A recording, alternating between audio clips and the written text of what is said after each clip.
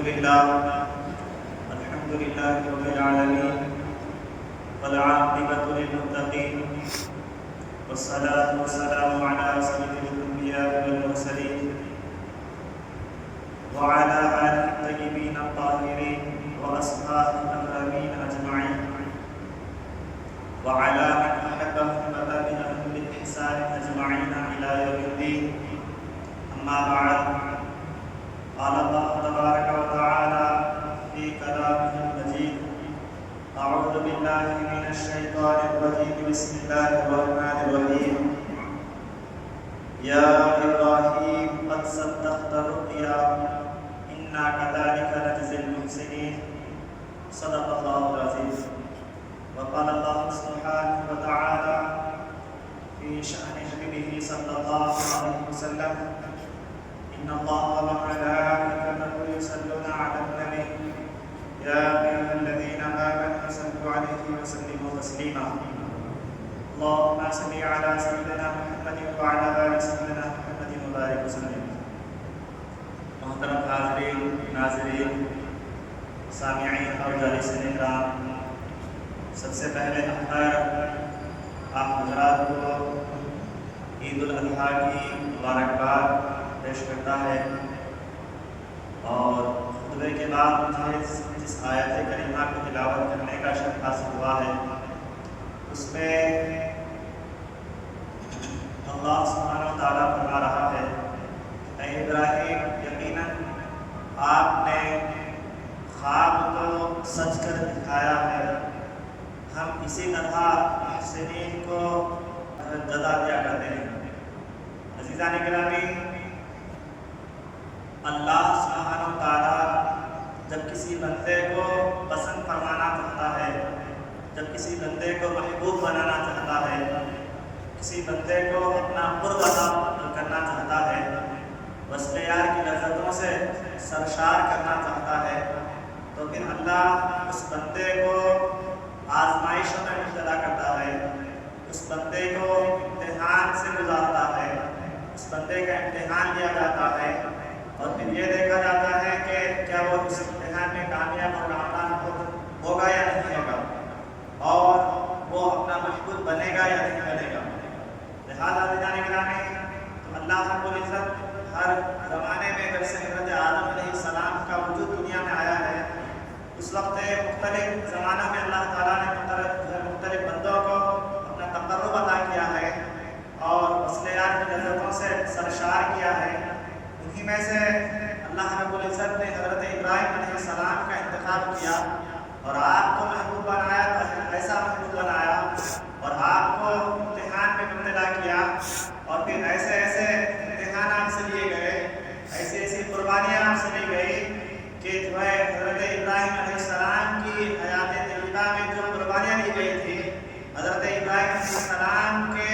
دنیا سے ظاہری طور پر وفات کر جانے کے بعد آج کئی ہزار سو سال ہو رہا ہے، کئی صدیاں گزر چکی ہیں، کئی صدیاں بیت چکی ہیں، لیکن دیکھو کہ اللہ جب کسی بندے کو محبوب بنانا چاہتا ہے اور کسی بندے کو محبوب بنا لیتا ہے، تو پھر اس کی ہر ادا اللہ رب العزت کو محبوب نظر آتی ہے۔ تو اللہ نہ صرف ان کو ان کی خدمات کو بلکہ ان کی ہر ادا کو اس انداز سے محفوظ فرماتا ہے کہ آنے والی نسلیں قیامت تک یہ جان جاتی ہے کہ اللہ جب اپنا کسی بندے کو قرب عطا کرتا ہے تو اس کا انداز کیا ہوتا ہے،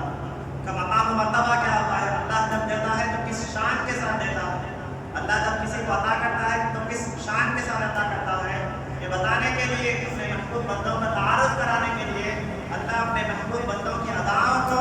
اپنے محبوب بندوں کے خدمات کو تا قیام قیامت ساری نوع انسانی کے لیے جو ہے اللہ ایک مشتہ بنا دیتا ہے، اور ایک جو ہے یعنی ایک نصیحت حاصل کرنے والی چیز بنا دیتا ہے۔ عزیزو، بتانا مقصد یہ ہے کہ اللہ تعالیٰ نے حضرت ابراہیم علیہ السلام کو جب محبوب بنانا چاہا تو ایسے ایسے امتحان آپ سے لیے گئے اور ایسی ایسی قربانیاں آپ نے دی ہیں کہ ہر قربانی اللہ رب العزت نے آپ کی قربانیوں کو قبول کیا ہے، اور پھر ایسے ایسے امتحان لیے گئے ہیں کہ اللہ تعالیٰ نے جو جو امتحان حضرت ابراہیم علیہ السلام سے لیا ہے، ہر امتحان میں حضرت ابراہیم خلیل اللہ علیہ السلام نے کامیابی و کامرانی حاصل کی ہے۔ ہر امتحان میں کامیاب ہو کر نہ صرف دنیا میں رہنے والی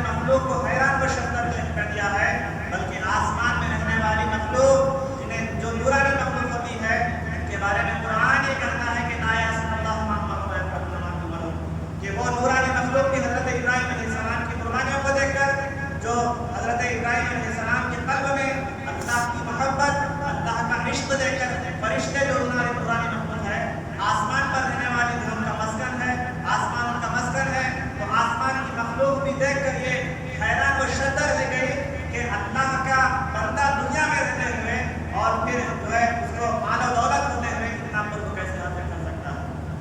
وزیدوں اللہ تعالیٰ نے حضرت ابراہیم علیہ السلام کو ایسی ایسی قربانیاں عطا کی ہیں کہ بچپن ہی سے لوگوں کو اس دور میں آپ نے لوگوں کو اللہ رب العزت کی طرف بلایا جبکہ آپ بھی جوانی کی عمر کو بھی نہیں پہنچ پائے تھے. اس عمر سے پہلے آپ نے لوگوں کو اللہ رب العزت کی طرف لانے کی طرف کوششیں کی, لوگوں کو دعوتیں دی اور سمجھانے لگے کہ دیکھو تم جس کی عبادت کر رہے ہو تم ایسی چیز کی عبادت کر رہے ہو جو تمہیں عبادت نہ کرنے پر نقصان بھی نہیں پہنچا سکتی, اور اگر تم اس کی عبادت کر بھی لوگے لہٰذا وہ تمہیں کوئی فائدہ نہیں پہنچا سکتی, تمہاری پکار پر وہ جواب دینے والی نہیں ہے, ایسے کہ کیوں عبادت کر رہے ہو, آؤ اس رب کی عبادت کریں گے جس نے ساتوں آسمان کو پیدا کیا ہے, جس نے ساتوں زمین کو پیدا کیا ہے, خالق کائنات اللہ سبحانہ و تعالیٰ کی عبادت کریں گے. بچپن ہی سے آپ نے لوگوں کو تبلیغ اور اشاعت دین کی تعلیم و ترویج کی طرف توجہ دلائی اور پھر لوگوں کو جو ہے دعوت دیتے گئے, لیکن لوگ نہیں مانے اور حضرت ابراہیم علیہ السلام کے خلاف ہو گئے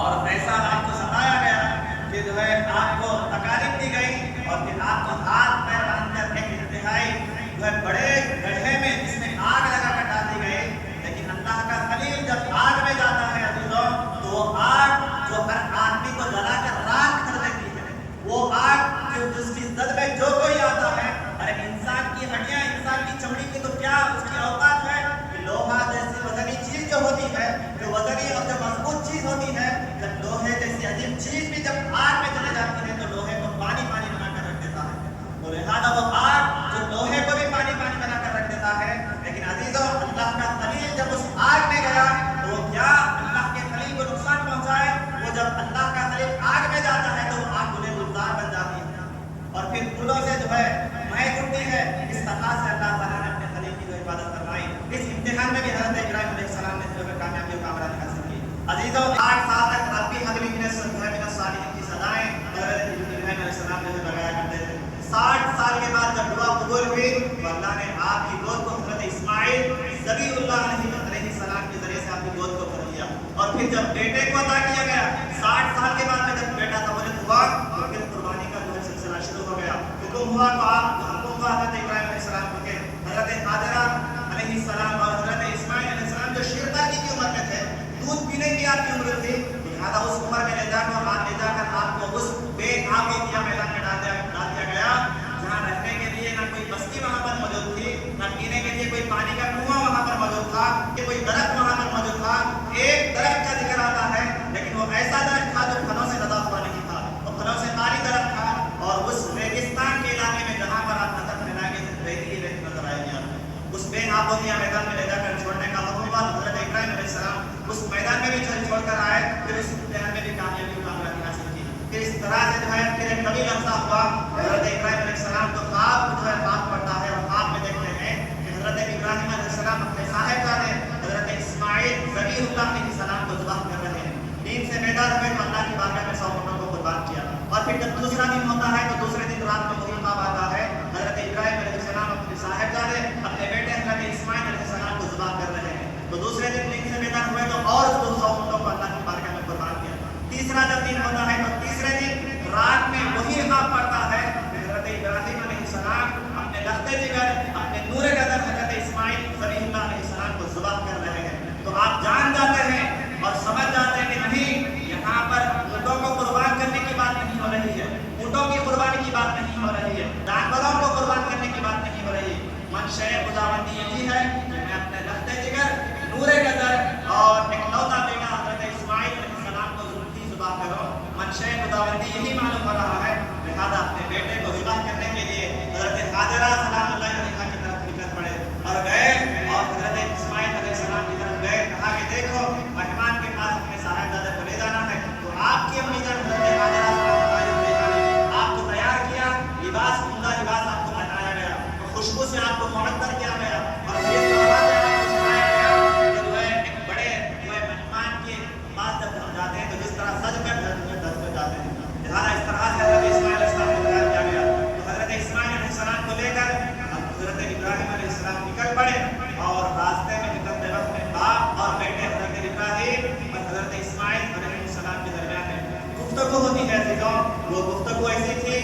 اللہ نے اس گفتگو کو قرآن کا حصہ بنا دیا، تو قرآن کا حصہ بنا کر اس کو ہمیشہ کے لیے محفوظ کر دیا۔ وہ کیا گفتگو تھی بیٹے اور باپ کے درمیان میں؟ عزیزو، جس وقت حضرت اسماعیل علیہ السلام کو